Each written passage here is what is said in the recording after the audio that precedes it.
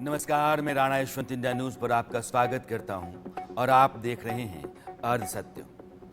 Kolkata high court ने एक बड़ा फैसला दिया है। उसने साल 2010 के बाद पश्चिम बंगाल सरकार ने ओबीसी के जितने भी सर्टिफिकेट जारी किए उनको रद्द कर दिया है। यह कोई सामान्य फैसला नहीं है। कारण क्या है? कारण यह है कि ममता बनर्जी की पश्चिम बंगाल सरकार बांग्लादेशी मुसलमानों को ओबीसी में शामिल कर उन्हें वह फायदा पहुंचा रही थी जिसका हकदार देश का आम नागरिक था।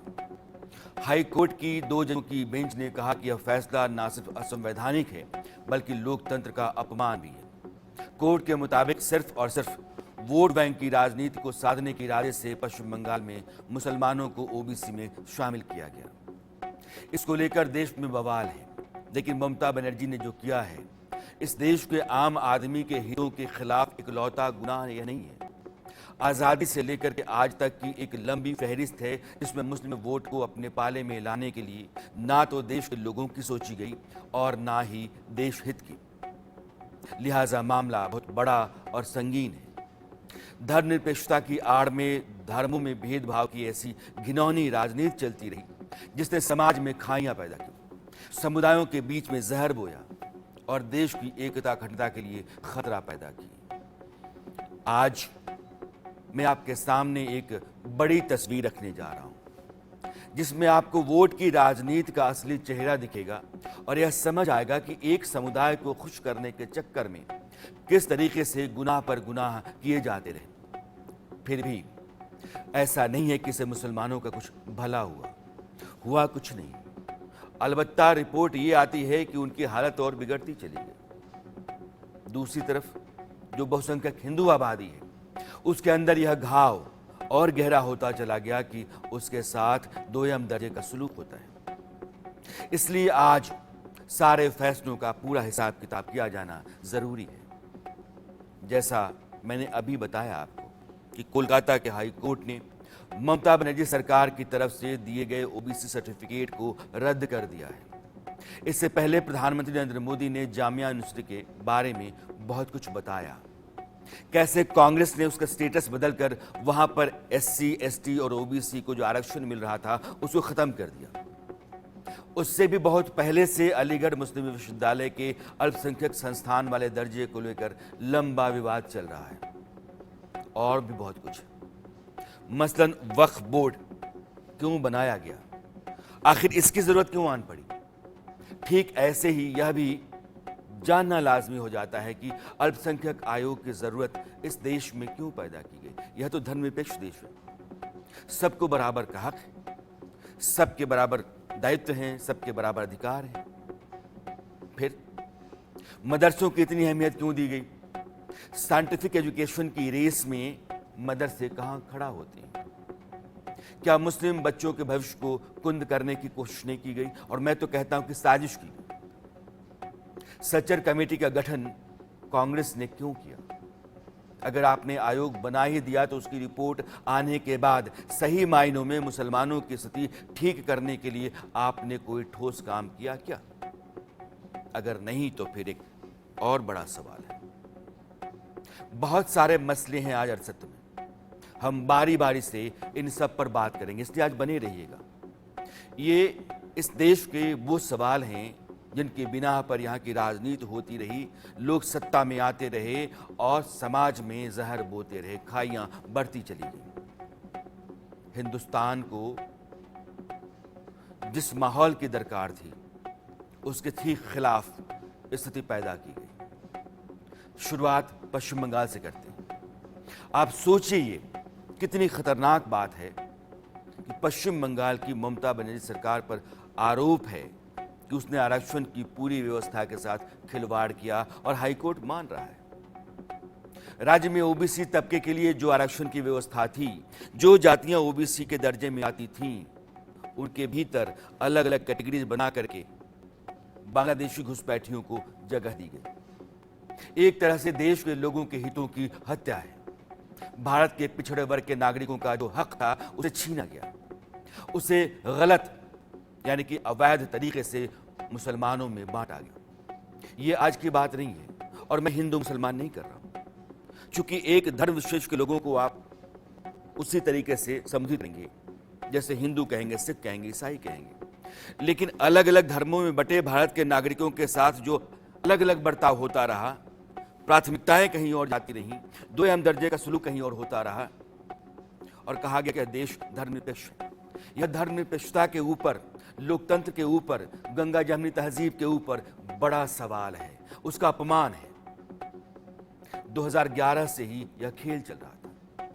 पश्चिम बंगाल की सत्ता संभालने के बाद से ही ममता बनर्जी ने आरक्षण की संवैधानिक व्यवस्था के साथ छेड़छाड़ शुरू कर दी, क्योंकि उन्होंने चुनावों के दौरान कहा था कि अगर मैं आ गई तो आप लोगों के इन हितों का ख्याल मैं रखूंगी। आप देखिए कोलकाता हाई कोर्ट क्या कह रहा है। 22 मई को कलकत्ता हाई कोर्ट ने पश्चिम बंगाल में 2010 के बाद जारी सभी बैकवर्ड क्लास यानी कि ओबीसी सर्टिफिकेट रद्द करने के आदेश दिए। जस्टिस तपोव्रत चक्रवर्ती और राजशेखर मंथर की यानी कि 2 जजों की बेंच ने कहा कि 2011 से प्रशासन ने किसी नियम का पालन किए बगैर ओबीसी सर्टिफिकेट जारी किए। बेंच ने यहां तक कहा कि इस तरह से ओबीसी सर्टिफिकेट देना असंवैधानिक है। पिछड़ा वर्ग आयोग की कोई भी सलाह माने बगैर सर्टिफिकेट जारी किए गए, इसलिए इन सभी सर्टिफिकेट को अमान्य किया जाता है। हाईकोर्ट ने इतनी राहत जरूर दी कि यह आदेश उन लोगों पर लागू नहीं होगा जिन्हें पहले नौकरी मिल चुकी है या 2010 की जो सीमा है जिसके बाद से ओबीसी सर्टिफिकेट जारी किए गए, उससे पहले से जो लोग इस कैटेगरी में आते हैं उसका फायदा उठा रहे हैं, उनको मिलेगा, उनके ऊपर कोई खतरा नहीं। कोर्ट ने आगे निर्देश दिया है कि पश्चिम बंगाल पिछड़ा वर्ग आयोग अधिनियम 1993 के आधार पर ओबीसी की नई सूची तैयार की जाए। हाईकोर्ट के इस फैसले ने ममता सरकार को बेनकाब कर दिया है। फैसले के बाद लगभग 5 लाख सर्टिफिकेट रद्द होने वाले हैं, यानी कि 5 लाख लोगों को सर्टिफिकेट बांटे गए और उन्होंने ओबीसी के दायरे में जो 5 लाख लोग आते उनका हक मार करके और अपने को वहां खड़ा कर लिया, फायदा उनका उसने खुद ले लिया। अब आप सोचिए कितने बड़े लेवल पर यह खेल खेला गया। और तो और अब जब सब कुछ खुलकर सामने आ गया है तो ममता बनर्जी कह रही हैं कि वो हाई कोर्ट का फैसला मानेंगी नहीं मानती। কোর্টের সবাই খারাপ নয়, আমি কোর্টকে সম্মান করি, কিন্তু যে ব্যক্তি এই রায় দিয়েছে যে ওবিসি রিজার্ভেশন থেকে মুসলিমদের বাদ দিতে হবে, আমি তাদের রায় মানি না, আমি মানব না। ওবিসি রিজার্ভেশন চলবে, এর জন্য উচ্চতর কোর্টে যেতে হলে যাব। गलत तरीके से दी गई हजारों नौकरियों को कोर्ट रद्द करता है तो कहते हैं नहीं मानेंगे। गलत तरीके से ओबीसी सर्टिफिकेट दिया गया जिसका फायदा गलत लोगों ने उठाया, हाई कोर्ट कहता है कि रद्द हो गया तो कहती है कि नहीं मानेंगे। फिर लोकतांत्रिक मर्यादा क्या है, संस्थाएं लोकतंत्र की क्या है, उनका मान क्या है, उनका महत्व क्या है, या फिर आपका महत्व क्या है। ममता बनर्जी उनके इस बयान ने चुनावी माहौल को गरमा दिया है। प्रधानमंत्री नरेंद्र मोदी ने तो पहले से ही तुष्टीकरण पर मोर्चा खोला हुआ है। अब जब कोलकाता हाई कोर्ट का फैसला आ गया तो वो मामला ममता बनर्जी के सामने आ गया है और नरेंद्र मोदी सवाल करने लगे। बंगाल की हाई कोर्ट का जजमेंट आया है और बंगाल में भी इंडी जमात का एससी, एसटी, ओबीसी के आरक्षण के खिलाफ उनका जो षड्यंत्र है, आरक्षण विरोधी उनकी जो मानसिकता है, उसका भंडा फूट गया है। बंगाल में इन लोगों ने क्या किया? बंगाल में इन लोगों ने मुसलमानों को रातों रात ओबीसी के सर्टिफिकेट दे दिया था। जो आरक्षण ओबीसी को मिलना चाहिए वो सारा का सारा मुसलमानों को, और वो भी घुसपैठियों में बांटा जा रहा था। हाई कोर्ट ने बंगाल में पिछले 10-12 साल में मुसलमानों को दिए सारे ओबीसी सर्टिफिकेट रद्द कर दिए। अब आप देखिए, कोर्ट न होती तो क्या होता। ये पिछड़े समाज के लोग करते क्या, ये मेरे दलित भाई बहन क्या करते हैं, ये मेरे आदिवासी भाई बहन क्या करते हैं। लेकिन साथियों, आप ये इंडी जमात वालों की मानसिकता देखिए। बंगाल की सीएम ने घोषणा कर दी है कि वो हाईकोर्ट का फैसला नहीं मानेगी। हर एससी, हर एसटी, हर ओबीसी को भरोसा देने आया हूं, जब तक मोदी जिंदा है कोई माई का लाल, दलित का, आदिवासी का, पिछड़ों का आरक्षण छीन नहीं सकता है।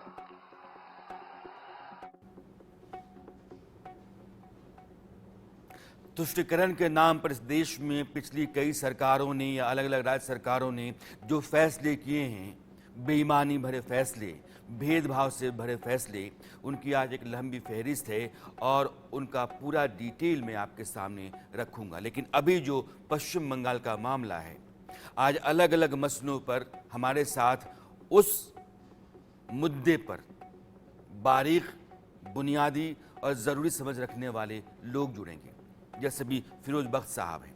आप वाइस चांसलर रहे हैं मौलाना आज़ाद यूनिवर्सिटी के। फिरोज साहब, इंडिया न्यूज़ पर मैं आपका स्वागत करता हूं। और ये जो मसला है पश्चिम बंगाल का कि बांग्लादेश से आए हुए घुसपैठियों को आपने ओबीसी के दायरे में ला करके उनको वो फ़ायदा दिया जो हमारे देश के नागरिकों को ओबीसी के दायरे में मिलना चाहिए था, यानी कि हकमारी है या हक की हत्या है। और मुख्यमंत्री कहती हैं कि हाईकोर्ट के इस फैसले को मैं नहीं मानती हूं। ये कैसी राजनीति है? जी, आप तो बहुत चीज़ें आपने क्लियर कर दी। आपने मुझसे सवाल ये पूछा है कि वेस्ट बंगाल में जो कुछ हो रहा है और ये जो चिल्ला चिल्ला कर ये कह रही हैं वहाँ की जो चीफ मिनिस्टर हैं कि भाई ये मैं तो कोर्ट का फैसला नहीं मानती।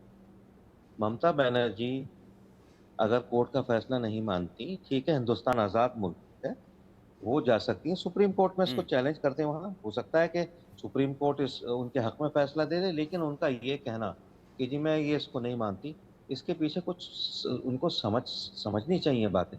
देखिए, ये जो एक सिलसिला है ना आरक्षण का, और जिस तरीके से ये बंगाल में और जिस तरीके से ये आसाम में ये सब चल रहा है, इससे जो यहाँ के अपने बाशिंदे हैं, चाहे वो हिंदुस्तानी मुसलमान हो या हिंदुस्तानी ओबीसी, एससी और एसटी हो, उनको बड़ा नुकसान पहुंचा है।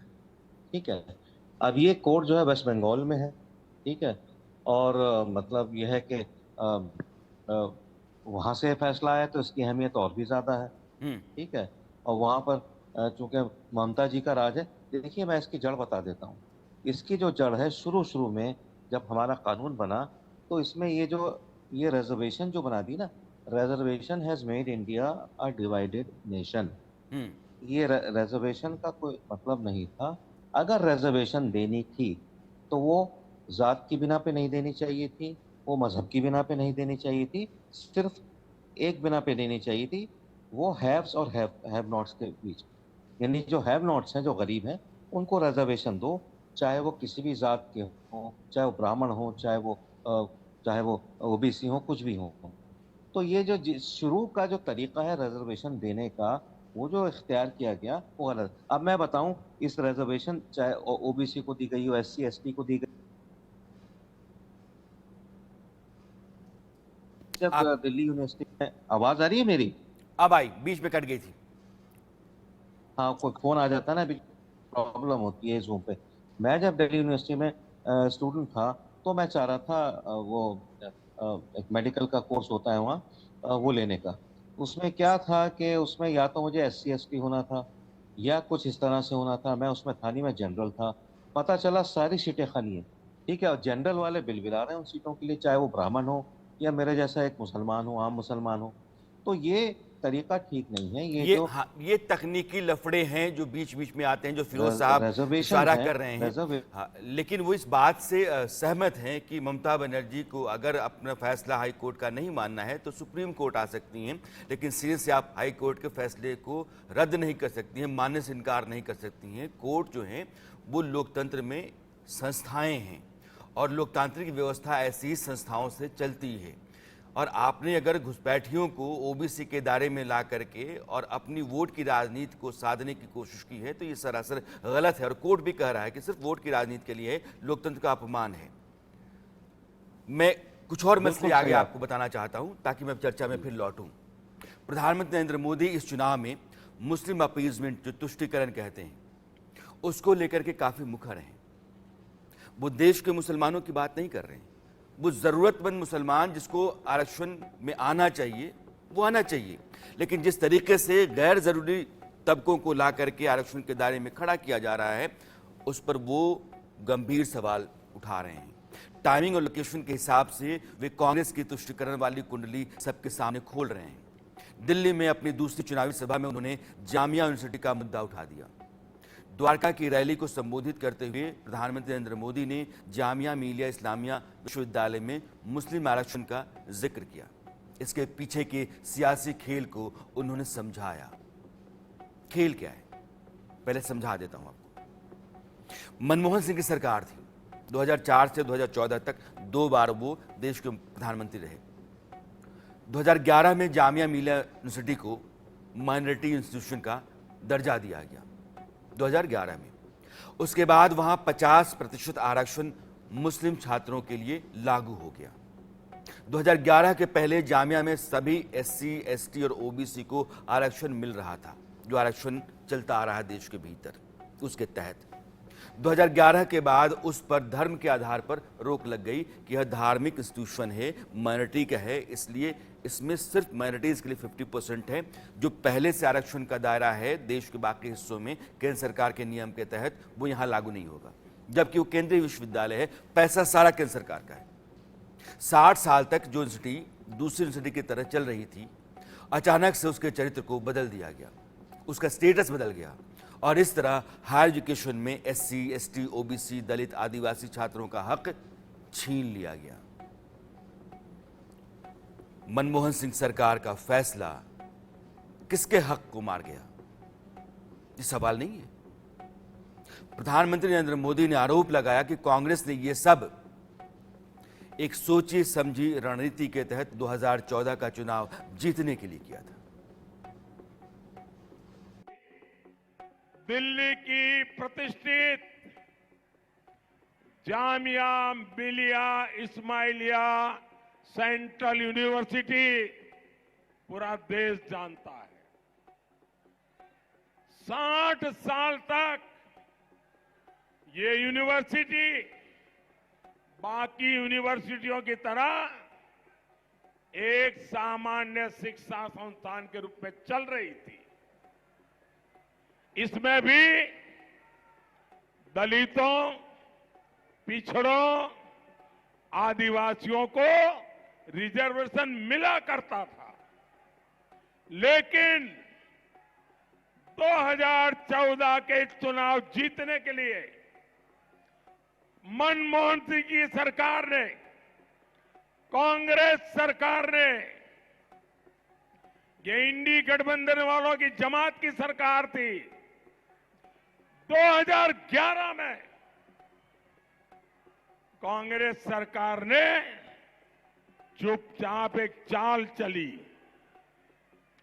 अचानक जामिया मिलिया यूनिवर्सिटी को माइनॉरिटी इंस्टीट्यूशन घोषित कर दिया। इससे जामिया मिलिया यूनिवर्सिटी में 50% आरक्षण मुसलमानों के लिए लागू हो गया। 2011 के पहले एडमिशन में सभी एससी, एसटी, ओबीसी को आरक्षण मिलता था, अब उसमें भी धर्म के आधार पर बंदिश लग गई है। मजे की बात यह है कि पहले अल्पसंख्यक शैक्षणिक संस्थान आयोग का अधिकार कॉलेज तक सीमित था, लेकिन कांग्रेस ने अचानक यूनिवर्सिटीज को भी इसमें शामिल कर लिया।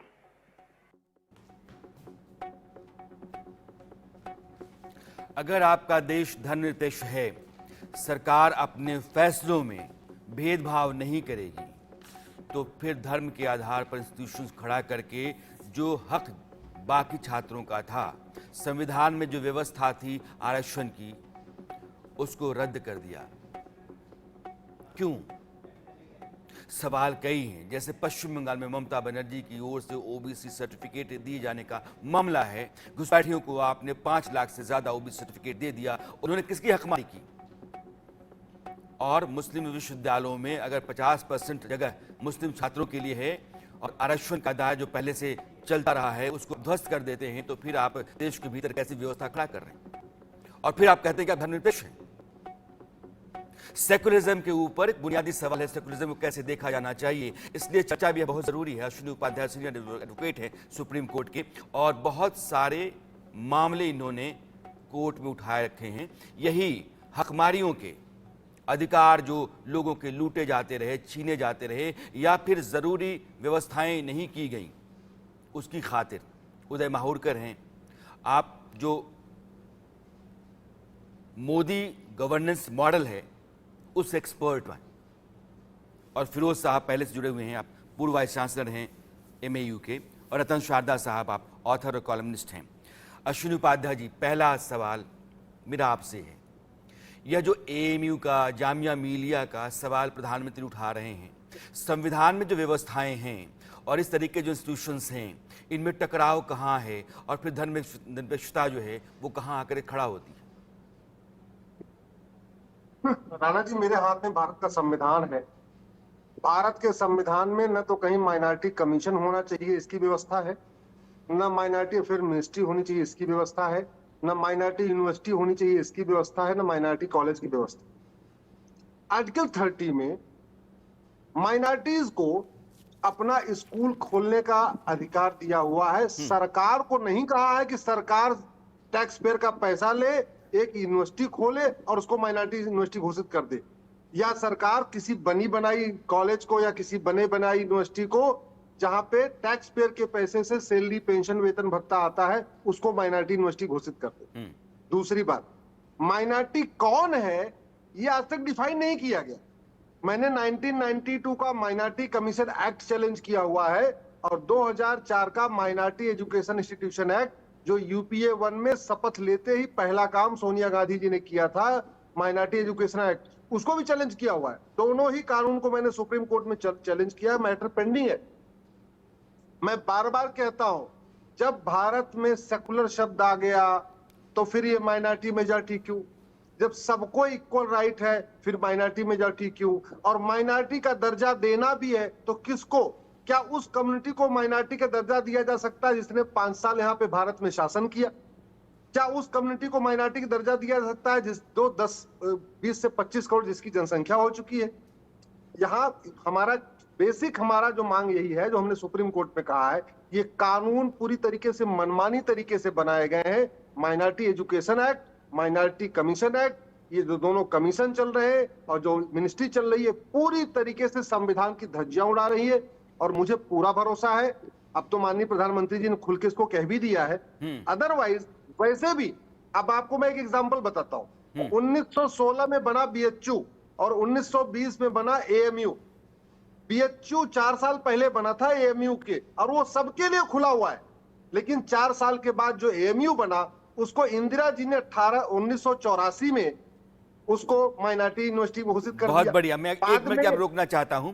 इस एएमयू के बारे में अश्विनी उपाध्याय ने कुछ मूल प्रश्न उठाए हैं और देश के लोगों को इन प्रश्नों से दो चार होना चाहिए। इनका जो जवाब है, जिस तरीके से हमारे शो में हमारे एक्सपर्ट्स दे रहे हैं, उनके साथ अपने आप को जोड़ करके सोचना समझना चाहिए कि देश की सरकारों ने देश के नागरिकों के साथ और यहाँ की लोकतांत्रिक व्यवस्था के साथ, धर्मनिरपेक्षता के साथ कैसा खिलवाड़ किया है, घिनौना भद्दा मजाक किया है। कांग्रेस का ये खेल पुराना है। माइनॉरिटी इंस्टीट्यूशंस के नाम पर अलीगढ़ मुस्लिम विश्वविद्यालय, जिसका जिक्र अभी अश्विनी जी कर रहे थे, उसके साथ जो कुछ किया गया उसे आप समझ लीजिए। एएमयू के अल्पसंख्यक दर्जे की वैधता के मामले में सुप्रीम कोर्ट में सुनवाई चल रही है, जो अभी अश्विनी जी कह रहे हैं। 7 जजों की पीठ इस मामले पर माथापच्ची कर रही है। केंद्र सरकार कह रही है कि अलीगढ़ मुस्लिम यूनिवर्सिटी एक राष्ट्रीय संस्थान है, न कि अल्पसंख्यक संस्थान, जबकि एएमयू अड़ा हुआ है कि उसका अल्पसंख्यक संस्थान का दर्जा बना रहना चाहिए। इन सबके बीच दलित पिछड़े बुद्धिजीवियों का एक बड़ा तबका मांग कर रहा है कि एएमयू की तरह के जितने भी अल्पसंख्यक संस्थानों का दर्जा है उनको ख़त्म किया जाना चाहिए, क्योंकि इसकी वजह से एससी, एसटी, ओबीसी तबके को जो आरक्षण मिलना चाहिए वो नहीं मिल पा रहा है और उनकी ये हकमारियाँ हैं। जामिया की तरह एएमयू में भी पेच फंसा हुआ है और इसके लिए भी कांग्रेस जाहिर तौर पर जिम्मेदार है।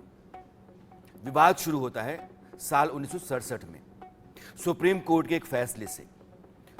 अजीज बादशाह केस में सुप्रीम कोर्ट ने एएमयू के अल्पसंख्यक दर्जे को नहीं माना।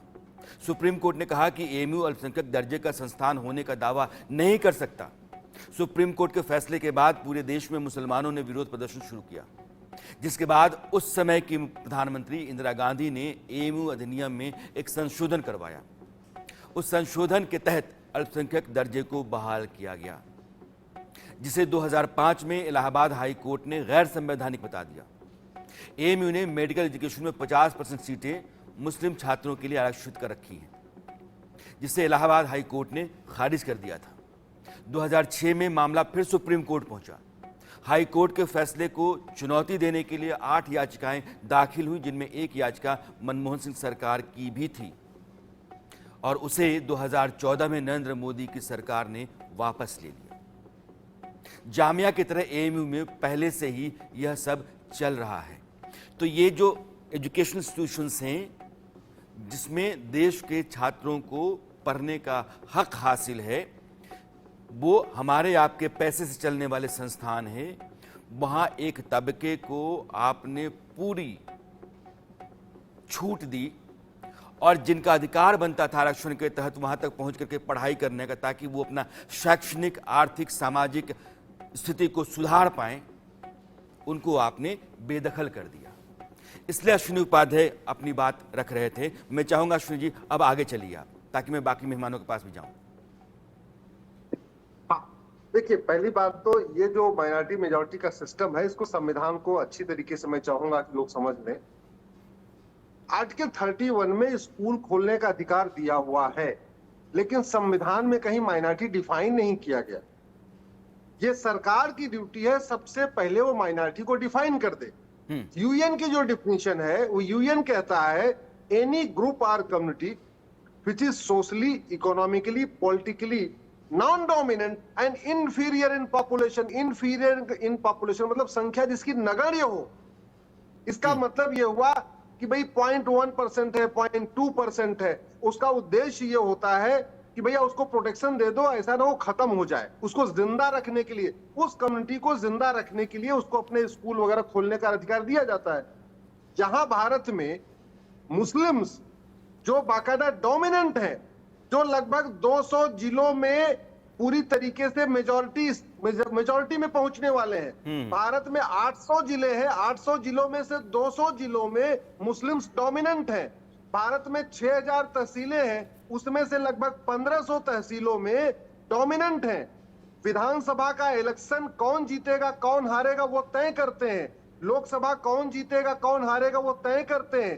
पार्षद प्रधान कौन बनेगा कौन हारेगा ये तय करते हैं। तो जो पॉलिटिकली डोमिनेंट है, सोशली भी डोमिनेंट है क्योंकि 5 साल राज किया है, इकोनॉमिकली भी ठीक है, उसको माइनॉरिटी का दर्जा नहीं मिलना चाहिए। इसलिए मेरा ये मानना है सबसे पहले माइनॉरिटी को डिफाइन करने की जरूरत है, माइनॉरिटी को आइडेंटिफाई करने की गाइडलाइन बनाने की जरूरत है। और संसद इसी तरह के सवालों का जवाब ढूंढने के लिए हमारे देश में है कि जो देश के सामने चुनौतियां हैं, उसके तरक्की के रास्ते में जो अड़चने हैं, उन अड़चनों को कैसे संवैधानिक तरीके से दूर किया जाना चाहिए।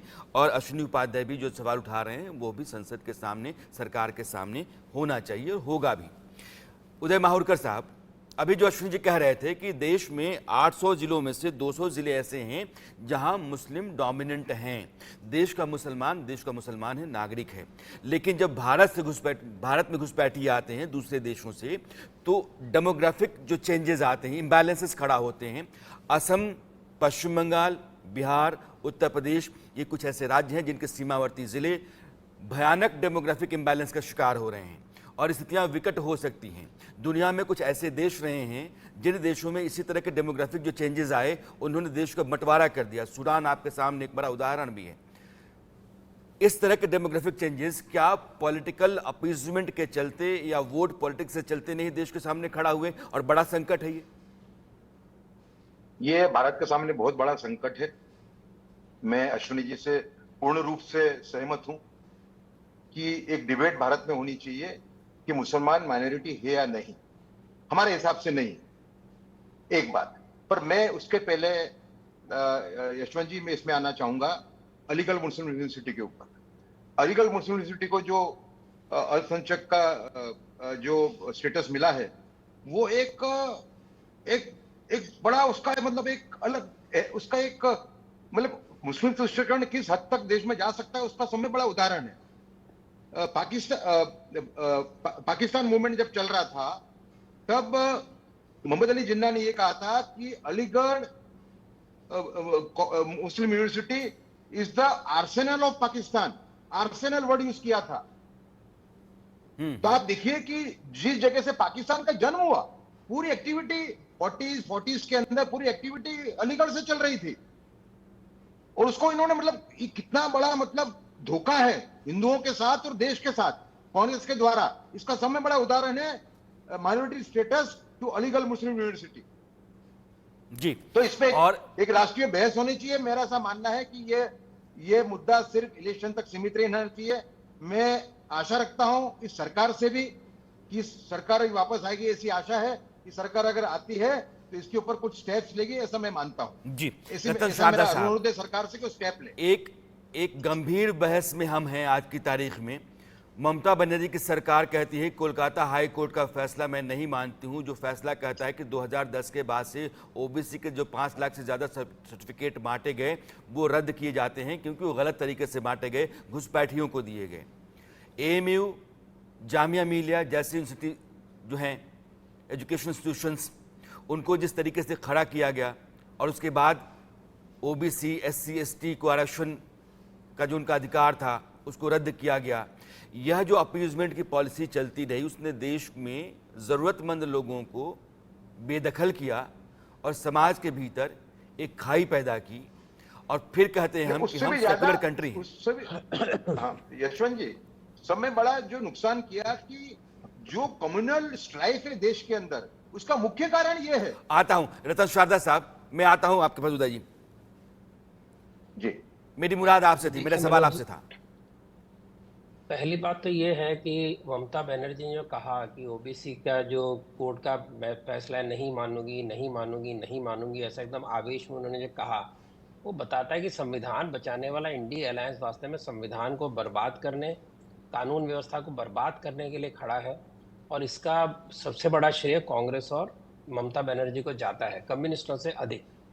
दूसरी बात, हम ये बात करें रिजर्वेशन की, ये बात अब तक बाहर नहीं आई कि राइट टू एजुकेशन के अंदर सोनिया गांधी गवर्नमेंट ने एक 93rd अमेंडमेंट लाया था जिसके अंतर्गत राइट टू एजुकेशन के अंदर माइनॉरिटी इंस्टीट्यूशंस को उससे एग्जेम्प्ट किया गया।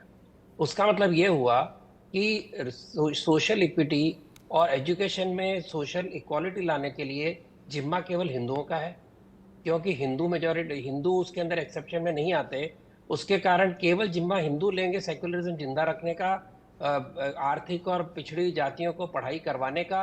क्यों बाकी लोग हिस्सा नहीं ले सकते?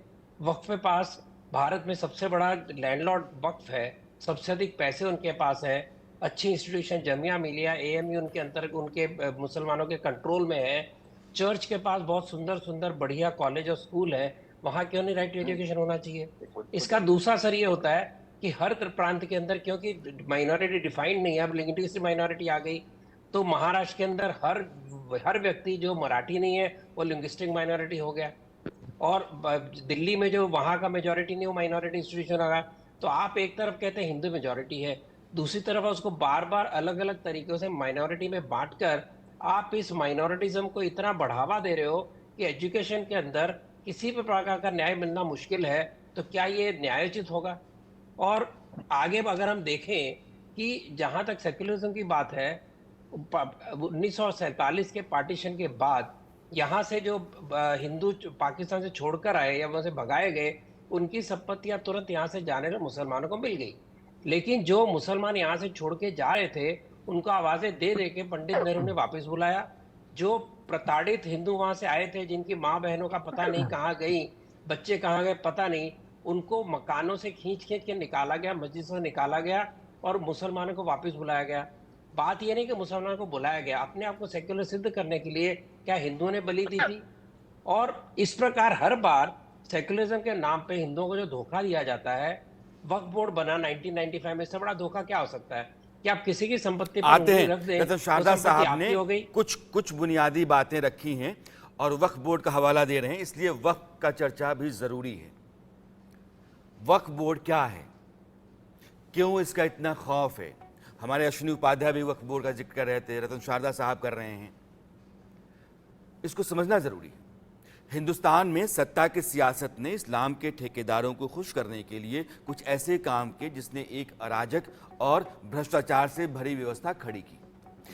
इसका सबसे बड़ा उदाहरण है वक्फ बोर्ड, यानी इस्लामी संपत्तियों की देखरेख करने वाली संस्था। दरअसल जब कोई आदमी या संस्था या संगठन इस्लाम के लिए किसी भी तरह का दान करता है तो उसे वक्फ कहते हैं।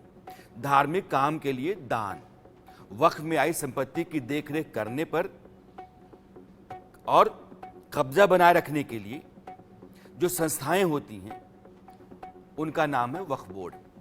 यह हर राज्य में होता है और इसकी एक केंद्रीय बॉडी भी है जिसे सेंट्रल वक्फ काउंसिल कहते हैं। जो स्टेट वक्फ बोर्ड हैं उनकी संख्या 32 है। ये वक्फ बोर्ड कितने ताकतवर हैं उसकी एक ताजा कहानी, बल्कि थोड़ी पुरानी है लेकिन मैं आपको बताना चाहता हूं। तमिलनाडु में त्रिची जिला है, वहां एक हिंदू बहुल गांव है, नाम है तिरुचई। इस गांव को वक्फ बोर्ड ने अपनी मिल्कियत घोषित कर दिया। बोर्ड ने कहा कि गांव की पूरी जमीन वक्फ की है, जबकि उस गांव में सिर्फ 22 मुस्लिम परिवार हैं और हिंदू आबादी 95% है। हैरत की बात यह है कि गांव में 1500 साल पुराना एक मंदिर भी है, उसको भी वक्फ प्रॉपर्टी को घोषित कर दिया गया। अब आप बताइए कि इस्लाम की इस दुनिया में शुरुआत ही 1400 साल पहले हुई, तो 1500 साल पुराने मंदिर को इस्लामी जायदाद आप कैसे घोषित कर सकते हैं? अब यह भी जानिए कि वक्फ बोर्ड के लिए कांग्रेस कैसे जिम्मेदार है। साल 1954 में पंडित नेहरू की सरकार के दौरान वक्फ बोर्ड बनाए गए। अब आप कह सकते हैं कि इसी के साथ भारत के इस्लामीकरण की शुरुआत हुई या उसका एजेंडा जो है वहां से चलना शुरू हुआ। इस वक्फ बोर्ड को फौलादी और बेकाबू नरसिंह राव की सरकार ने बनाया। 1995 में नरसिंह राव की सरकार ने वक्फ एक्ट 1954 में संशोधन किए और कुछ नए प्रावधान जोड़े। इसके बाद जो स्थिति बनी उसको समझिए। अगर वक्फ बोर्ड ने किसी की जमीन को कह दिया कि वक्फ की प्रॉपर्टी है, तो उसके बाद जिसकी जमीन है उसको दस्तावेज के जरिए साबित करना है कि हां मेरी जमीन है, असली मालिक वक्फ हो गया कहने के बाद से ही अब आपको अपने दस्तावेज और बाकी सारी चीजों के जरिए अदालत में साबित करना होगा कि हां मेरी संपत्ति है। और यह बड़ा मुश्किल होता है गांव कस्बों में। ये जो चैलेंज करने की व्यवस्था है वह ऐसा नहीं कि देश की अदालत में जाएंगे आप, वह भी वक्फ व्यवस्था के दायरे में ही आता है। आप चैलेंज करेंगे वक्फ ट्राइब्यूनल में, और वक्फ ट्राइब्यूनल का जो एक्ट है सेक्शन 85 वो कहता है कि ट्राइब्यूनल के फैसले को हाई कोर्ट या सुप्रीम कोर्ट में चुनौती नहीं दी जा सकती। देश में कोर्ट्स के समानांतर कोर्ट काम करता है। देश में संविधान के समानांतर एक और कानून काम करता है। यह है धर्मनिरपेक्षता हिंदुस्तान की, और इसी खातिर हिंदुस्तान को खड़ा किया गया। आप वक्फ के ट्राइब्यूनल से बाहर जा नहीं सकते। सवाल नहीं उठेंगे? जो गांव कस्बे के लोग हैं उनसे पूछिए, और अश्विनी उपाध्याय तो बहुत बड़े गवाह हैं, चूंकि इस तरह के मामले लगातार वो देखते रहे हैं और उन्हीं के आधार पर ये लड़ाई कोर्ट में लड़ते रहे हैं। अश्विनी जी, सबसे पहला सवाल मेरा आप ही से है। ममता बनर्जी ओबीसी सर्टिफिकेट बांट देती हैं, एजुकेशन इंस्टीट्यूशंस माइनॉरिटीज के नाम पर खड़ा कर दी जाते हैं, जो आरक्षण का दायरा ओबीसी एससी एसटी का है उसको खत्म कर दिया जाता है, और वक्फ बोर्ड को एक अलग स्वतंत्र अराजक संस्था के तौर पर छोड़ दिया जाता है कि जाओ तुमको जो करना है सो करो। वक्फ बोर्ड इस देश के लिए कितना खतरनाक है और कितना ताकतवर है? राणा जी, वक्फ बोर्ड जैसा कानून तो पाकिस्तान, अफगानिस्तान, बांग्लादेश में भी नहीं। हम कहते हैं भारत में सब लोग समान हैं, लेकिन केवल मुस्लिम्स के लिए वक्फ बोर्ड जैसा कानून है, बाकी लोगों के लिए सब कॉमन कानून है। सोसाइटी रजिस्ट्रेशन एक्ट है, सबका उसी में काम हो रहा है। मैं आपको कुछ, अगर आप मुझे 2 मिनट का टाइम दे तो मैं आपको कुछ तुष्टीकरण के एग्जाम्पल बताता हूं। भारत के संविधान में हमारे भगवान रामकृष्ण के चित्र थे, भगवान नटराज, हनुमान जी के चित्र थे, गौतम बुद्ध, महावीर के चित्र थे, छत्रपति शिवाजी महाराज, गुरु गोविंद सिंह का चित्र था। सबको निकाल दिया कांग्रेस ने तुष्टीकरण के कारण। वंदे मातरम को भारत का राष्ट्रगान नहीं बनने दिया तुष्टीकरण के कारण।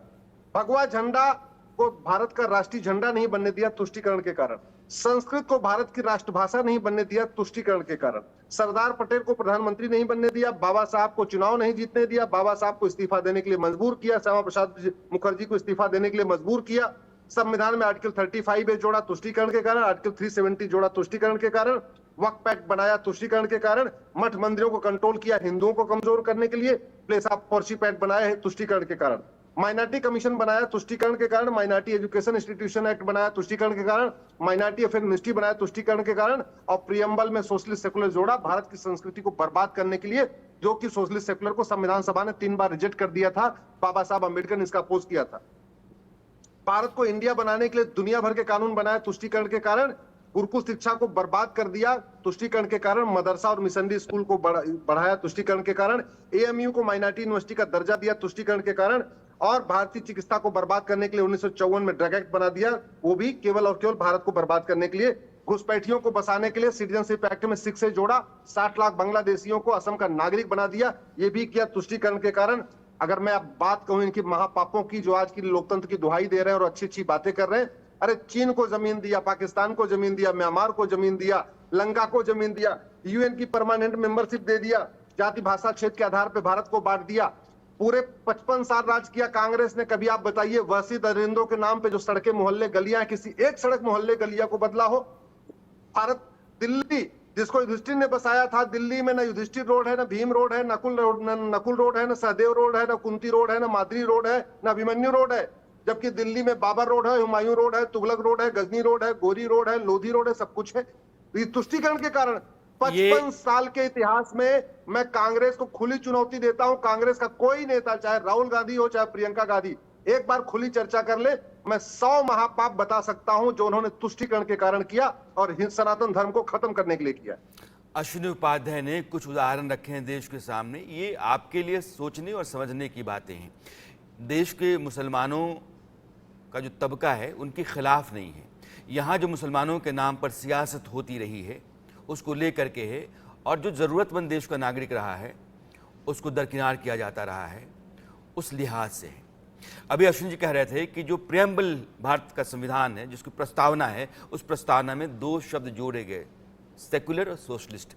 हमारा प्रियम्बल कहता है कि we the people of India having solemnly resolved to constitute India into sovereign socialist secular democratic Republic.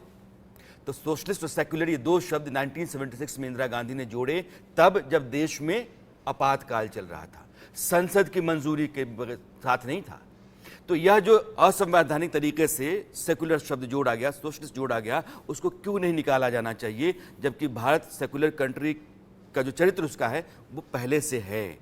यह जो खेल होता है यह गलत है। मैं फिरोज भाई के पास आना चाहता हूँ। ये वक्फ का सवाल लेकर के और बहुत सारे और सवाल लेकर के अश्विनी जी आए थे, लेकिन मैं ये आपसे जानना चाहता हूँ कि अभी तक अल्पसंख्यक के नाम पर मुस्लिम तबके को जो सहूलियत दी जाती रही तथाकथित तौर पर, और कहा जाता रहा कि उसकी बेहतरी के लिए किया जाता रहा है, वो सामाजिक, शैक्षणिक, आर्थिक तौर पर मजबूत हो ताकि देश की मुख्य धारा में जुड़े, तो फिर सच्चर कमेटी की रिपोर्ट कहती है कि मुसलमानों की हालत तो बहुत ही खराब है, दलितों और पिछड़ों से भी खराब है। तो फिर 70 साल में उन नीतियों का क्या हुआ? देखिए यशवंत जी, एक बहुत अपने कायदे का बहुत सेंसिटिव सवाल मुझसे पूछा है। अश्वनी भाई ने सारी चीज़ों को बहुत कायदे से जो है रखा है और बहुत से केसेस का जिक्र किया है। उन्हीं की बात को मैं आगे बढ़ाता हूँ। देखिए क्या है, एक तो यह है कि मुसलमान माइनॉरिटी नहीं है यहाँ। देश के जो प्रथम शिक्षा मंत्री थे मौलाना अबुल कलाम आज़ाद, उन्होंने मुसलमानों को कभी माइनॉरिटी नहीं समझा, सेकंड मेजॉरिटी कहा करते थे, जो कि वो आज हैं। ठीक है। और दूसरी बात ये मुझे ठीक लगी बिल्कुल अश्वनी की, कि उन्होंने कहा कि जब सेकुलर हैं तो भाई ये मेजॉरिटी माइनॉरिटी रिजर्वेशन ये बेस्ड ऑन रिलीजन क्या मतलब है? देखिए ये जो सब होता चला आ रहा है ना 65-70 साल से, ये जो तुष्टीकरण जो हो रहा है, अपीसमेंट जो हो रहा है, अपीसमेंट गलत है, सशक्तिकरण होना चाहिए था। कांग्रेस ने क्या किया, मुस्लिम वोट बैंक को हथियाने के लिए उन्होंने मुस्लिम मोहल्लों में क्या है, बजाय इसके कि स्कूल खोलते, क्रीड़ांगन खोलते, स्टेडियम खोलते, डिस्पेंसरीज हॉस्पिटल्स खोलते, अच्छे कॉलेज खोलते, लड़कियों को ट्रेनिंग देने की संस्थाएं खोलते, ये सब तो उन्होंने किया नहीं। ठीक है। और रिजर्वेशन ये फला दी नहीं रिजर्वेशन। और बिल्कुल आपने सही बात कही कि ये जो भीख का प्याला मुसलमानों के हाथ में दिया रिजर्वेशन, ये अगर कोई देता भी है, 9% रिजर्वेशन दी थी इन्होंने, के रहमान खान ने, कोई कोर्ट में चला गया, कैंसिल हो गई, क्योंकि हिंदुस्तान का जो कानून है दुनिया का सबसे बड़ा कानून है, रिटन कानून है, और इससे बड़ा कानून कोई नहीं है। ठीक है। इसमें कुछ कमियां हैं, अश्वनी साहब इन कमियों को निकालने की कोशिश कर रहे हैं, लेकिन मैं एक बात यहाँ ये जोड़ना चाहूंगा, बहुत जरूरी बात है, कि कांग्रेस ने मुसलमानों का भला तो कुछ किया नहीं। ठीक है। तुष्टीकरण के नाम में, ठीक है, वोट बैंक के नाम में उनके लिए कुछ नहीं किया। कभी उर्दू का छलावा देते रहे उनको, कभी किसी चीज का छलावा देते रहे, और दिया क्या हाथ में, भीख का प्याला दिया रिजर्वेशन का, फला कमीशन, श्री कृष्णा कमीशन दे दिया, और जो आपको अब रिपोर्ट का जिक्र कर रहे थे, जस्टिस सच्चर कमेटी जी, रिपोर्ट, वो दे दिया। अब मैं आता हूं सही एक मानो। बड़ी और एक सेकंड बस मुझे 2 सेकंड एक बड़ी जरूरी बात कहना चाहता हूँ। एक दफा जब ये नए नए वजीर आजम बने थे मोदी जी, इनके घर पे कुछ पतंग बेचने वाले गए, 90% उसमें मुसलमान थे। उन्होंने कहा वजीर आजम हमारा धंधा सही नहीं चल रहा है, हमारी मदद कीजिए। उन्होंने उन पतंग वालों को, पतंग साज जो थे, उनको 50 करोड़ का जो है पैसे उसमें बांटे। वो चाहते वजीर आजम कह सकते थे कि मैंने मुसलमानों को जो है एड दी, उनकी मदद करी। लेकिन ये जो सरकार है, ये सरकार तुष्टीकरण नहीं, सशक्तिकरण की नीति में विश्वास रखती है। और जब ये कहते हैं कि सबका साथ, सबका विकास, सबका विश्वास, सबका प्रयास, तो उसमें सड़क बनती है सभी के लिए, हिंदू मुस्लिम सिख ईसाई पारसी सबके लिए बनती है। और अगर ये जो गांवों में जो मकान दिए हैं, ज्यादातर बेनिफिट मुसलमानों को हुआ है, मुसलमानों सबसे को गरीब मिले वही है। ठीक मैं है। और अब समय की थोड़ी कमी है, लेकिन अपनी मैं बात कह रहा हूं। फिरोज साहब ने अपनी बात रखी है कि संतुष्टिकरण और तुष्टिकरण में अंतर है। नरेंद्र मोदी की सरकार जिस रास्ते पे चल रही, जो गरीब है, चाहे किसी भी जात, पंथ, संप्रदाय, समुदाय का हो, उसको ज़रूरत है, इसलिए उसको समर्थन दिया जाना चाहिए, उसको मदद दी जानी चाहिए, सरकारी योजनाओं का फ़ायदा, आरक्षण का फ़ायदा मिलना चाहिए। 2 मिनट बचा हुआ है। लास्ट कमेंट उदय माहुरकर जी और रतन शारदा जी। उदय जी पहले आपसे।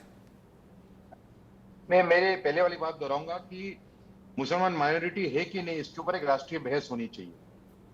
क्योंकि जैसे फिरोज जी ने कहा कि अबुल कलाम आजाद भी उसको सेकंड मेजोरिटी कहते थे, माइनॉरिटी नहीं कहते थे। तो ये बहुत बड़ा छलावा है देश के साथ में, हिंदुओं के साथ में, भारत के कॉन्स्टिट्यूशन के साथ में। तो एक डिबेट होनी चाहिए वेदर मुस्लिम्स आर माइनॉरिटी और नॉट।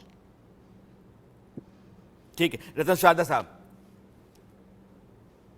देखिए, मैं इसी बात को आगे लेके जाऊंगा। मुसलमान भारत के अंदर, दुनिया के अंदर तीसरे नंबर की पॉपुलेशन भारत में है।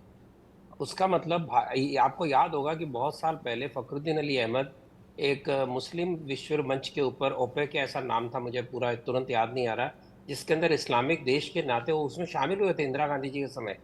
तो ये इस प्रकार की जो धारणा है कि जहाँ पर लगातार उनकी आबादी बढ़ रही है, बाकी देशों में घट रही है, और दुनिया में जिनका नंबर 3 है, जिनको हर प्रकार के प्रोटेक्शन को माइनॉरिटी कैसे बोलेंगे, और माइनॉरिटी का सवाल आता है, देखिए आपको इक्विटी चाहिए, आपको सोशल इक्विटी चाहिए, लेकिन आप रिजर्वेशन नहीं देंगे अलीगढ़ यूनिवर्सिटी में SC ST को, आप जामिया में नहीं देंगे, उसको निकाल देंगे, तो ये तो फिर सेक्युलरिज्म कैसा हुआ? आप वक्फ बोर्ड को पूरी छूट देंगे, उसको न्यायालय का दर्जा देंगे, चर्च को पूरी छूट देंगे, उसमें दखल नहीं करेंगे, लेकिन हिंदू टेम्पल्स के अंदर दखल करेंगे, उसके पुजारी को कर्मचारी की तरह ट्रीट करेंगे, उसके पैसे सेक्युलर उपयोग के लिए, मतलब सरकारी काम के लिए उपयोग करेंगे, उसके लिए मदरसे और चर्च को भी पैसे देंगे, तो ये सेक्युलरिज्म कैसा हुआ? तो जी। प्रश्न ये है कि सेक्युलरिज्म आपको मानना है तो सबके लिए एक कानून हो, सबके लिए एक प्रकार की सुविधा हो। अगर आप सेक्युलरिज्म नहीं मानते तो फिर आप जैसा भी करें आप करें, लेकिन आप तो सेक्युलरिज्म की दुहाई देते हैं, जबकि हमारे भारत के अंदर हम सभी धर्मों सभी पंथों की इज्जत करते हैं, सभी के लिए सुविधा करते हैं। तो जो डबल गेम चल रहा है हिपोक्रेसी का, इसका शुरू से, जैसे मैंने कहा, पार्टी से लेकर ये हर दोहरा कदम पे रवैया है आपको कोई ना सरकारों कोई का। मिलेगा ही आपको। प्रधानमंत्री का इंटरव्यू हमने 2 दिन पहले किया था, तो उन्होंने ये कहा कि सेकुलरिज्म क्या है, हर गरीब को अगर योजनाओं का फायदा मिल रहा है, ये सेकुलरिज्म है, ये सामाजिक न्याय है। लेकिन अलग अलग खांचों में बांट करके अपने वोट बैंक और उसके हित को साधने के लिए अगर आप नीतियां बनाते हैं और नीतियों में आप देश समाज को बांटते हैं, तो सेकुलरिज्म का मजाक है, लोकतंत्र का अपमान है। यह चर्चा यहीं रोकनी है क्योंकि समय आगे जाने की इजाज़त नहीं दे रहा है। आप सभी चारों मेहमानों का बहुत बहुत धन्यवाद अपनी बात रखने के लिए और हमें समय देने के लिए। अरसत में आज इतना ही। मेरी आपकी मुलाकात कल फिर होती है, तब तक के लिए दीजिए विदा। नमस्कार।